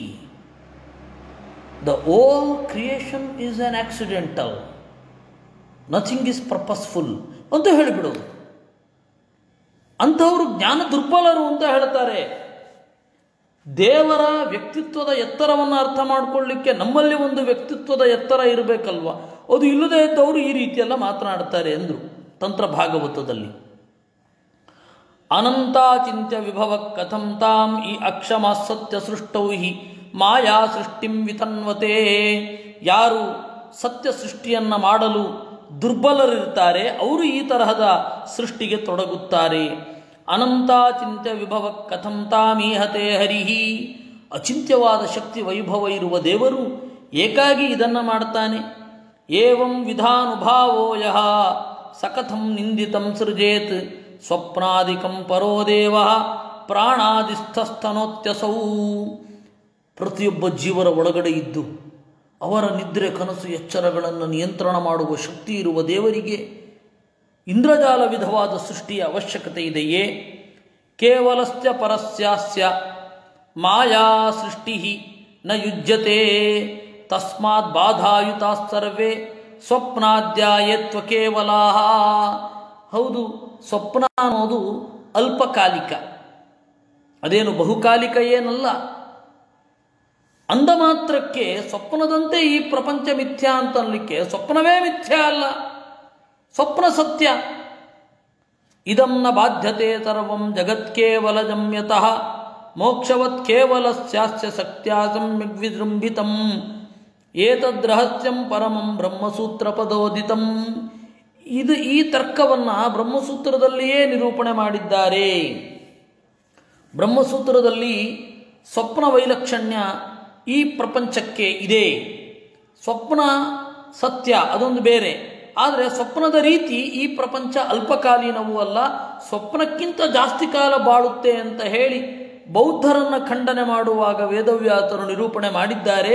ಶಂಕರರ ವ್ಯಾಖ್ಯಾನವೂ ಕೂಡ ಬೌದ್ಧರನ್ನು ಹೀಗೇ ನಿರೂಪಣೆ ಮಾಡುತ್ತೆ. ಈ ಪ್ರಪಂಚ ಕನಸಿನಂತೆ ಅಲ್ಲ, ಕನಸಿಗಿಂತ ಇದು ವಿಲಕ್ಷಣವಾಗಿದೆ. ಏತ್ವೇತದಭ್ಯಸೂಯಂತೋ ನಾನು ತಿಷ್ಠಂತಿ ಮೇ ಮತಂ ಸರ್ವಜ್ಞಾನ ವಿಮೂಢಾನ್ಸ್ತಾನ್ ವಿದ್ಧಿ ನಷ್ಟಾನ ಚೇತಸಃ. ಈ ರೀತಿ ಪ್ರಪಂಚವನ್ನು ಮಿಥ್ಯಾ ಅಂತ ಹೇಳಿ ನನ್ನ ಮಹಿಮೆಯನ್ನು ಅಲ್ಲಗೆಳೆಯುವವರು ಅರಿವುಗೇಡಿಗಳು, ಅವರು ಕೆಳಗಡೆ ಬೀಳ್ತಾರೆ ಅಂತ ತಂತ್ರಭಾಗವತದಲ್ಲಿ ಹೇಳಿದ್ದಾರೆ. ಸರಿ, ಬ್ರಹ್ಮಸೂತ್ರದಲ್ಲಿ ಎಲ್ಲಿ ಈ ರೀತಿ ಹೇಳಿದ್ದಾರೆ ಅಂದರೆ ವೈಧರ್ಮ್ಯಾಚನ ಸ್ವಪ್ನಾದಿವತ್ ಅಂತ ಹೇಳಿದ್ದಾರೆ. ವೈಧರ್ಮ್ಯಾತ್ ಸ್ವಪ್ನಕ್ಕಿಂತ ವಿಲಕ್ಷಣವಾದದ್ದರಿಂದ ಸ್ವಪ್ನದಂತೆ ಜಗತ್ತು ಅಲ್ಪಕಾಲಿಕ ಅಲ್ಲ, ಅದು ದೀರ್ಘಕಾಲಿಕ. ಯಾಕೆಂದರೆ ನಾನು ಹೋದ ಮೇಲೂ ಈ ಪ್ರಪಂಚ ಇರುತ್ತೆ, ನನ್ನ ಮೊಮ್ಮಕ್ಕಳ ಮೊಮ್ಮಕ್ಕಳ ಮೊಮ್ಮಕ್ಕಳ ಮೊಮ್ಮಕ್ಕಳ ಮೊಮ್ಮಕ್ಕಳು ಹೋದರೂ ಈ ಪ್ರಪಂಚ ಹೀಗೆ ಇರುತ್ತೆ, ಇದು ಹೀಗೇ ನಡ್ಕೊಂಡು ಹೋಗ್ತಾ ಇರುತ್ತೆ. ಇದು ಇನ್ನು ವೇದ ಇದೆ. ಪ್ರಘಾನ್ವಸ್ತ್ಯ ಮಹತೋ ಮಹಾನಿ ಸತ್ಯಾಸತ್ಯಶ್ಚ ಕರಣಾನಿ ವೋಚಂ ಅಂತ ವೇದ ಇದೆ. ಸತ್ಯಾಸತ್ಯಶ್ಚ ಕರಣಾನಿ, ಸತ್ಯಕ್ಕಿಂತಲೂ ಸತ್ಯ ಅಂದರೆ ಮಿಗಿಲಾದ ಸತ್ಯ. ಬ್ರಹ್ಮಸೂತ್ರ ಅಲ್ಲರಿ, ಭಾಗವತ ವ್ಯಾಖ್ಯಾನ ಮಾಡಲಿಕ್ಕೆ ಹೊರಟು ಈ ಬ್ರಹ್ಮಸೂತ್ರದಲ್ಲಿ ಹೀಗೆ ಹೇಳಿದೆ ಅದರಿಂದಾಗಿ ಇದಕ್ಕೆ ಹೀಗರ್ಥ, ವೇದದಲ್ಲಿ ಹೀಗೆ ಹೇಳಿದೆ ಅದಕ್ಕೆ ಹೀಗರ್ಥ ಅಂತ ಯಾಕೆ ಹೇಳಬೇಕು ಅಂದರೆ ಆಚಾರ್ಯರು ಈ ಮೊದಲನೆಯ ಶ್ಲೋಕದಲ್ಲಿ, ಮೊದಲನೆಯ ಸ್ಕಂದದ ಮೊದಲನೆಯ ಶ್ಲೋಕದಲ್ಲಿ ಕಡೆಯಲ್ಲಿ ಭಾಗವತದ ಸ್ವರೂಪವನ್ನು ನಮಗೆ ಪರಿಚಯಿಸ್ತಾ ಇದ್ದಾರೆ. ಬ್ರಹ್ಮಸೂತ್ರ ಮಹಾಭಾರತ ಗಾಯತ್ರಿ ವೇದ ಸಂಬಂಧಶ್ಚಾಯಂ ಗ್ರಂಥ. ಈ ಗ್ರಂಥಕ್ಕೆ ಬ್ರಹ್ಮಸೂತ್ರದ ಸಂಬಂಧ ಇದೆ, ಮಹಾಭಾರತದ ಸಂಬಂಧ ಇದೆ, ಗಾಯತ್ರಿಯ ಸಂಬಂಧ ಇದೆ, ವೇದದ ಸಂಬಂಧ ಇದೆ. ಇದನ್ನು ಗಾರುಡದಲ್ಲಿ ಹೇಳಿದ್ದಾರೆ ಎಂದರು. ಅರ್ಥೋಯಂ ಬ್ರಹ್ಮಸೂತ್ರಾಣಾಂ ಭಾರತಾರ್ಥ ವಿನಿರ್ಣಯ ಗಾಯತ್ರಿ ಭಾಷ್ಯರೂಪೋಸೌ ವೇದಾರ್ಥ ಪರಿಬೃಂಹಿತಃ ಪುರಾಣಾನಾಂ ಸಾರರೂಪಃ ಸಾಕ್ಷಾತ್ ಭಗವತೋದಿತಃ ದ್ವಾದಶಸ್ಕಂಧಯುಕ್ತೋಯಂ ಶತವಿಚ್ಛೇದ ಸಂಯುತಃ ಗ್ರಂಥೋಷ್ಟಾದಶಸಾಹಸ್ರಃ ಶ್ರೀಮದ್ಭಾಗವತಾಭಿಧಃ ಅಂದರು. ಭಾಗವತ ಅನ್ನೋದು 5 ಮೂರೆಯ ಶಿವನಂತೆ 5 ಆಯಾಮಗಳನ್ನು ಹೊಂದಿದೆ. ಭಾಗವತವನ್ನು ಜಗತ್ತಿಗೆ ಕೊಟ್ಟವ ಸದಾಶಿವ ಶುಕಾಚಾರ್ಯರ ರೂಪದಲ್ಲಿ. ಅವನು ಕೊಟ್ಟ ಭಾಗವತವೂ ಕೂಡ 5 ಮೂರೆಯನ್ನು ಹೊಂದಿದೆ. ಅದು ಹೀಗಿದೆ. ಅರ್ಥೋಯಂ ಬ್ರಹ್ಮಸೂತ್ರಾಣಾಂ, ಮೊದಲನೆಯದ್ದು ಬ್ರಹ್ಮಸೂತ್ರದ ಅರ್ಥ, ಅಂದರೆ ಬ್ರಹ್ಮಸೂತ್ರದಲ್ಲಿ ಯಾವ ಪ್ರಮೇಯವನ್ನು ನಿರೂಪಣೆ ಮಾಡಿದ್ದಾರೆ, ಅದು ಯಾರ ಜೀವನದಲ್ಲಿ ಹೇಗಾಯಿತು ಅನ್ನೋದರ ನಿರೂಪಣೆ ಇಲ್ಲಿದೆ. ಬ್ರಹ್ಮಸೂತ್ರ ಅಂತನ್ನೋದು ಥಿಯರಿ, ಭಾಗವತ ಅನ್ನೋದು ಪ್ರಾಕ್ಟಿಕಲ್. ಯಾರ ಜೀವನದಲ್ಲಿ ಬ್ರಹ್ಮಸೂತ್ರದಲ್ಲಿ ಹೇಳಿದ ಪ್ರಮೇಯದ ಸಾಕ್ಷಾತ್ಕಾರ ಹೇಗಾಯಿತು, ಆ ಜೀವನವನ್ನು ತಿಳ್ಕೊಳ್ಳೋದ್ರಿಂದಾಗಿ ಬ್ರಹ್ಮಸೂತ್ರದ ಅರ್ಥ ನಮಗೆ ಹೇಗಾಗತ್ತೆ ಅನ್ನೋದು ಏನಿದೆ. ಅರ್ಥೋಯಂ ಬ್ರಹ್ಮಸೂತ್ರಾಣಾಂ ಅಂದರು. ಭಾರತಾರ್ಥ ವಿನಿರ್ಣಯ, ಇದಕ್ಕೆ 2 ಮುಖಗಳಿದೆ.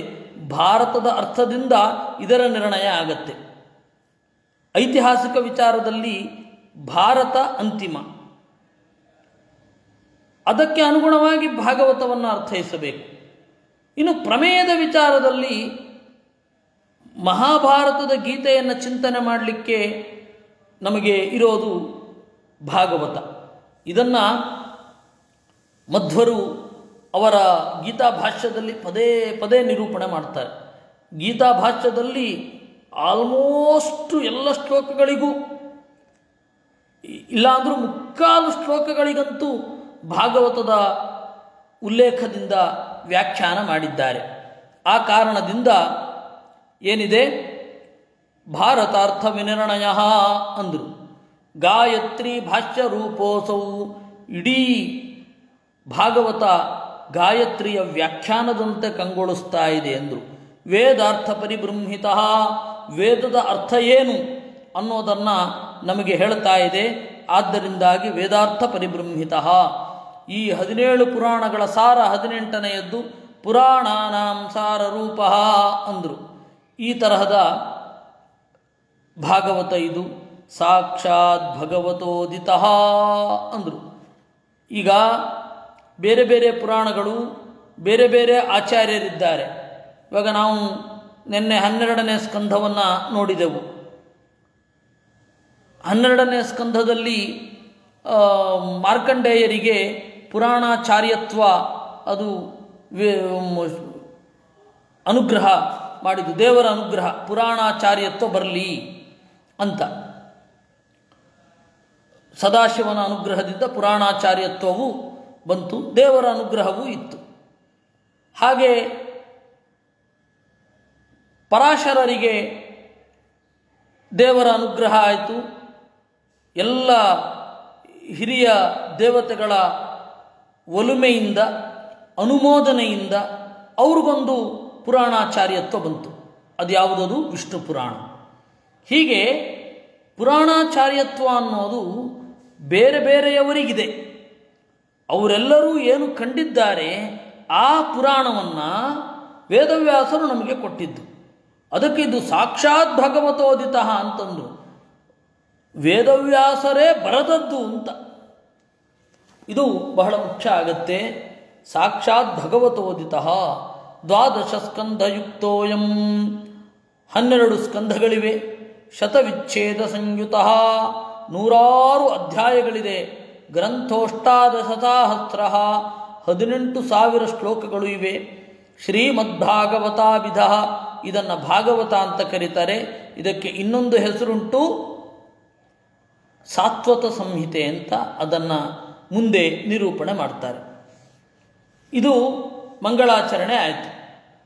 ಇನ್ನು ಅಧಿಕಾರಿ ವಿಷಯ ಫಲಾನ್ಯುಚ್ಯಂತೆ ಅಂದರು. ಅಧಿಕಾರಿ, ವಿಷಯ, ಫಲ ಇವುಗಳನ್ನು ಹೇಳಲಿಕ್ಕೆ ಹೊರಟಿದ್ದಾರೆ. ಧರ್ಮ ಪ್ರೋಜ್ಜಿತ ಕೈತವೋತ್ರ ಪರಮೋ ನಿರ್ಮತ್ಸರಾಣಾಂ ತತಾಂ ವೇದ್ಯಂ ವಾಸ್ತವಮತ್ರ ವಸ್ತು ಶಿವದಂ ತಾಪತ್ರಯೋನ್ಮೂಲನಂ. ಶ್ರೀಮದ್ಭಾಗವತೆ ಮಹಾಮುನಿಕೃತೆ ಕಿಂ ವಾ ಪರೈರೀಶ್ವರ ಸದ್ಯೋ ಹೃದಯವರುಧ್ಯತೆತ್ರ ಕೃತಿಭಿಃ ಶುಶ್ರೂಚುಭಿಸ್ತತ್ಕ್ಷಣಾತ್. ಈ ಶಾಸ್ತ್ರದಲ್ಲಿ, ಭಾಗವತ ಶಾಸ್ತ್ರದಲ್ಲಿ ಯಾವುದನ್ನು ಪ್ರತಿಪಾದನೆ ಮಾಡಲಿಕ್ಕೆ ಹೊರಟಿದ್ದಾರೆ ಅಂದರೆ, ಪ್ರೋಜ್ಜಿತ ಕೈತವ ಧರ್ಮ ಪರಮಃ. ನಮ್ಮ ವಕ್ರತೆಗಳನ್ನು, ಕುಟಿಲತೆಗಳನ್ನು ಬಿಟ್ಟು ಧರ್ಮಾಚರಣೆ ಮಾಡಬೇಕು ಅಂತನ್ನೋದು ಭಾಗವತದ ಉದ್ದೇಶ. ಅದಕ್ಕಾಗಿ ಇದು ಹೊರಟಿದ್ದು. ಪ್ರೋಜ್ಜಿತ ಕೈತವ, ಕುಟಿಲತೆಗಳು ಅಂದ್ರೇನು? ಅದಕ್ಕೆ ಆಚಾರ್ಯರು ಹೇಳಿದ್ರು, ಅಫಲಾಪೇಕ್ಷಯ, ಯಾವ ಫಲದ ಬಯಕೆ ಇಲ್ಲದೆ ಒಂದು ಕೆಲಸವನ್ನು ಮಾಡು. ಒಬ್ಬರನ್ನು ಆಧರಿಸಬೇಕಾದರೆ ಅವರಿಂದ ಸಿಗುವ ಲಾಭದ ನಿರೀಕ್ಷೆ ಇರದಿರಲಿ. ಒಂದು ಕೆಲಸವನ್ನು ಮಾಡುವಾಗ ಅದರಿಂದ ಸಿಗುವ ಲಾಭದ ನಿರೀಕ್ಷೆ ಇರದೆ ನೀವು ಮಾಡಿ. ನಾನು ಸ್ವಾಧ್ಯಾಯ ಮಾಡ್ತೇನೆ, ವೇದ ಓದ್ತೇನೆ, ಅದಕ್ಕೆ ಬೇರೆ ಯಾವುದೋ ಫಲ ಇದೆ ಅನ್ನೋದನ್ನು ನಿರೀಕ್ಷೆ ಮಾಡಬೇಡ. ಅದು ಬಂದರೆ ದೇವರ ಅನುಗ್ರಹ ಅಂತ ಸ್ವೀಕರಿಸು. ಆದರೆ ಹಾಗೆ ಮಾಡುವ ಮೊದಲು ಈ ಲಾಭ ಇದೆ, ಅದರಿಂದಾಗಿ ನಾನು ಇದನ್ನು ಅಧ್ಯಯನ ಮಾಡ್ತೇನೆ ಅನ್ನುವ ಷರತ್ತುಗಳನ್ನು ಹಾಕಿಕೊಳ್ಳಬೇಡ. ದೇವರೇ, ನಾನು ಭಾಗವತವನ್ನು ಓದಬೇಕಾದ್ರೆ ನೀನು ಈ ಫಲವನ್ನು ಕೊಡಬೇಕು, ಇದನ್ನು ಬಿಟ್ಬಿಡು. ಅದನ್ನು ಹೇಳಿದ್ರು. ಅಫಲಾಪೇಕ್ಷೆಯ ಪ್ರೋಜ್ಜಿತ ಕೈತವ.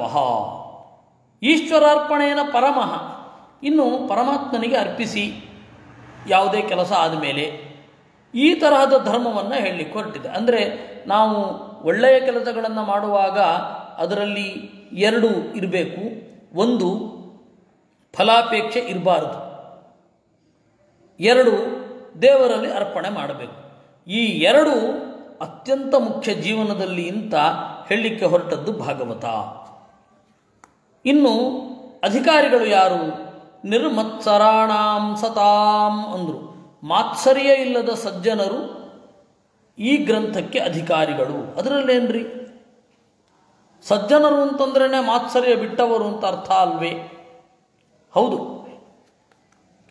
ತಿತಿಕ್ಷವ ಕಾರುಣಿಕಾ ಸಹೃದ ಸರ್ವದೇಹಿನಾಂ ಅಜಾತ ಶತ್ರವಶಾಂತಾ ಸಾಧವಸ್ಸಾಧು ಭೂಷಣಾ ಮಯ್ಯನನ್ಯೇನ ಭಾವೇನ ಭಕ್ತಿಂ ಕುರುವಂತಿಯೇ ದೃಢಾಂ.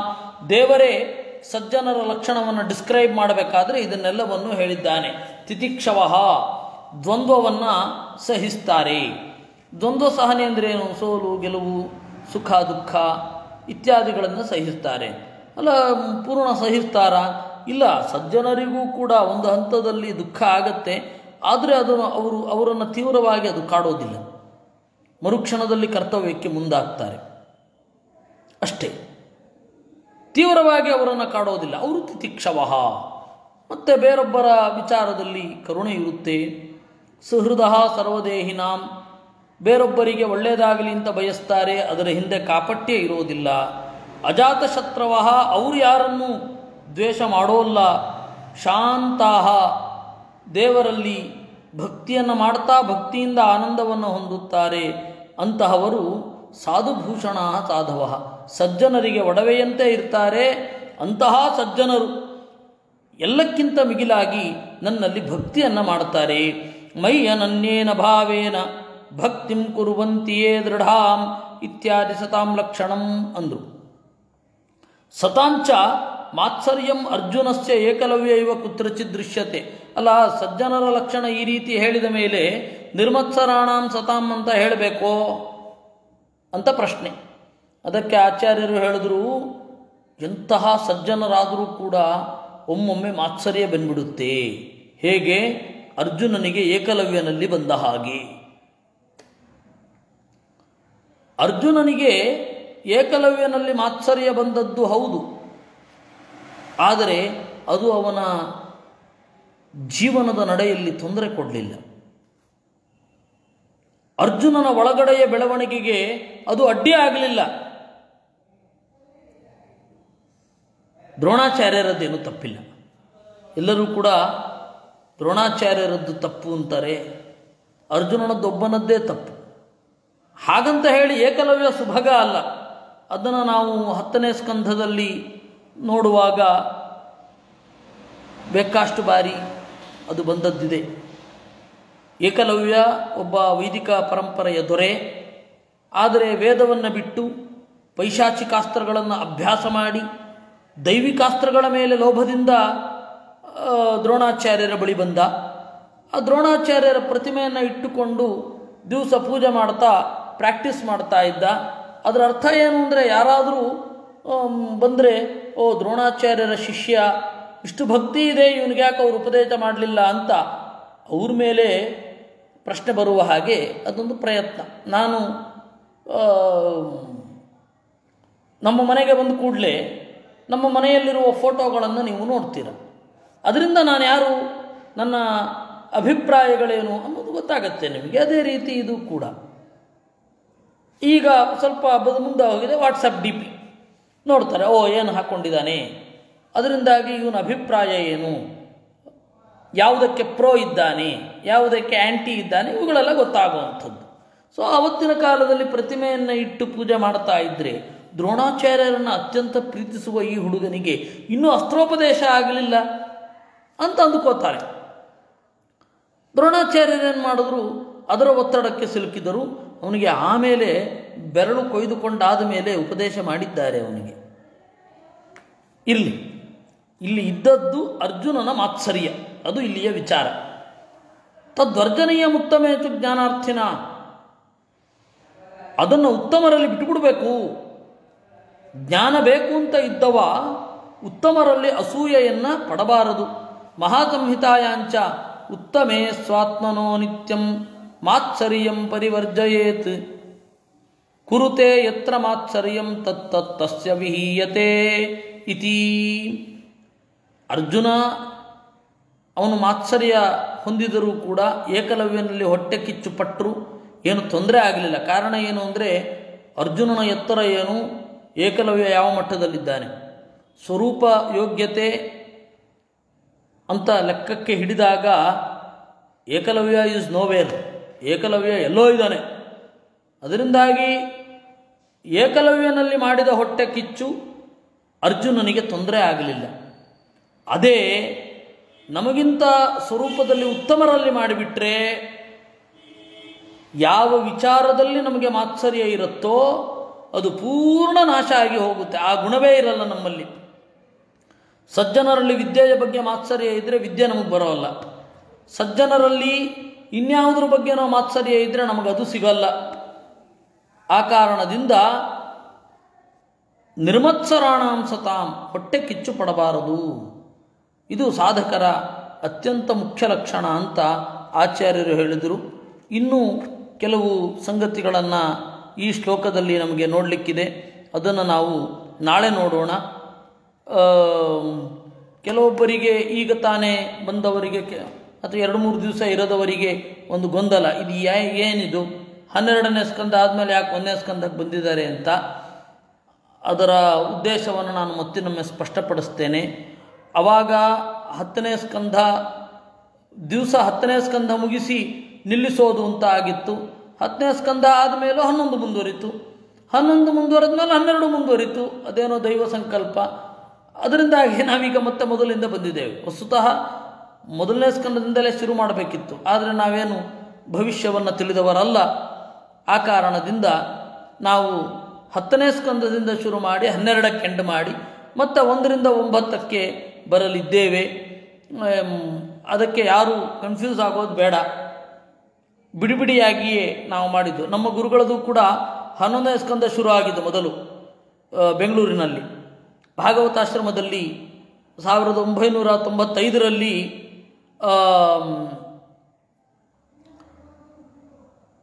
11ನೇ ಸ್ಕಂದ ಶುರು ಆಗಿದ್ದು. ಅದೇನಾಯಿತು, 11 ಆದಮೇಲೆ ಎಲ್ಲ ಸ್ಕಂದಗಳು ಶುರು ಆಗ್ತಾ ಹೋಯಿತು ಬೇರೆ ಬೇರೆ ಕಡೆ, ಬೆಂಗಳೂರಿನ ಬೇರೆ ಬೇರೆ ಬಡಾವಣೆಗಳಲ್ಲಿ. ಹಾಗೆ ಇಲ್ಲಿಯೂ ಕೂಡ ಆಯಿತು. ನಾವು 10ನೇ ಸ್ಕಂದ ಶುರು ಮಾಡಿದ್ದು, 11 ಆಗಿ 12 ಆಗಿ 1ಕ್ಕೆ ಬಂದಿದ್ದೇವೆ. ಈ ಚಿಂತನೆಯಲ್ಲಿ ನಾವು ಮತ್ತೆ ಭಾಗವಹಿಸೋಣ. ಈ ತನಕ ಮಾಡಿದ ಶ್ರಾವಣ ಯಜ್ಞ ಅದರಿಂದ ದೇವರು ಪ್ರೀತನಾಗಲಿ. ಕೃಷ್ಣಾರ್ಪಣಮಸ್ತು. ಅನೇನ ಭಾವಿ ಯತ್ ಪುಣ್ಯಂ ತದಾಪ್ನೋತು ಪಿತಾಮಮ. ಕೃಷ್ಣಾಯ ನಮಃ. ಕೃಷ್ಣ ಕೃಷ್ಣ ಕೃಷ್ಣ.